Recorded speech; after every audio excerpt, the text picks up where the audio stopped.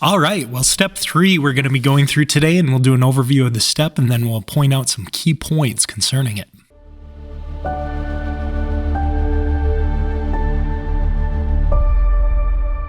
So step 3 is that we made a decision to turn our wills and our lives over to the care of God. In step 1, we admitted that we were powerless. We came to realize that we couldn't save ourselves from our addictions and our behaviors.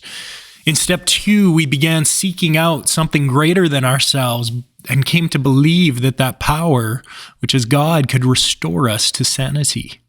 Now in step 3, coming to believe that God exists and that he actually wants to help us, we make a decision to turn our wills and our lives over to his care. This step is so vital when it comes to the steps that precede it, because each of those steps is this step in practice.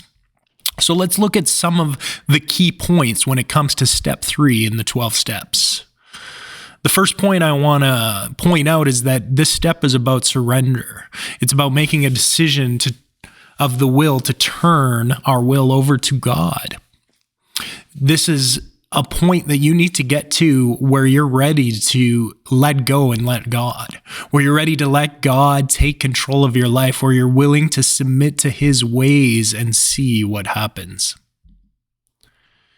Another key point is that this is a giving up of our own way of doing things and committing to learn God's ways.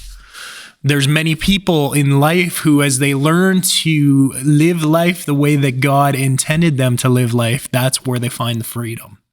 But it involves a surrender of our will. We can't do things our own way anymore. We have to learn a different way of thinking. We have to learn a different way of living.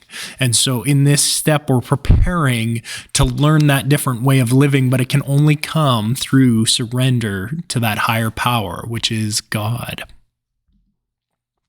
Another key point when it comes to this step is that we intentionally release our hopes, dreams, choices, addictions, compulsions, and relationships and give God control of all of it. There's nothing that we hold back in this step. We completely turn our lives over to him. We completely turn our lives over to his control and his care. This step can take a while to get to because you really need to come to a place where you believe that God is there and that he cares. And that's why you have to do step 2 before proceeding to this step. But when you get to this step, it's an understanding that you're holding on to nothing at this point. You're fully surrendering it all over to him to do with as he wills. And the truth is that God doesn't want people walking in addictions. He wants people to be free. Another key point when it comes to step 3 is that we must confront our lack of trust in God and allow him to overcome our fears. There's so much fear that stops us from moving forward in a life of recovery. There's so much lack of trust that has been built into us, probably just through our life situations and, different broken relationships and things like that. So it can be difficult to learn to trust again. And we have to confront that, and we have to hit a point where we're willing to trust again, where we're willing to trust the process that we're already beginning to go down, where we're willing to trust God to reveal himself and to guide us into a better way of thinking and a better way of living. The next key point about this step is that humility is the key in surrendering our lives fully. And humility isn't about humiliation. It's not about thinking less of yourself. It's not that I just beat myself up, but it's that I get down before God and I accept the fact that I need him in order to change. I need to surrender to him in order to see breakthrough. I'm not going to rely on my own self anymore. I'm going to rely on God to take care of me. And so this is really, really a key in doing a true step 3, is coming to a place where you're ready to accept humility in your life, and you're ready to walk of that spirit that says that God is God and I am not.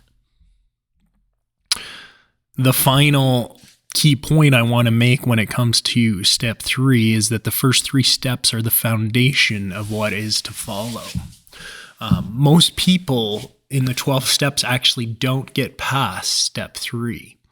If someone truly is able to get to step 3 and makes that decision of the will to turn their will over and lives over to the care of God, then they are able to move on to a new place of breakthrough. They're willing to move on to the rest of the 12 steps, which is really where you will begin to see the healing come, which is where you learn what it means to walk in God's ways.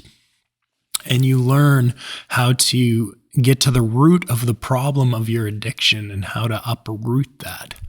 But if you are not done these first 3 steps, I'm not sure that you'll be able to truly do the steps that follow in a way that's complete.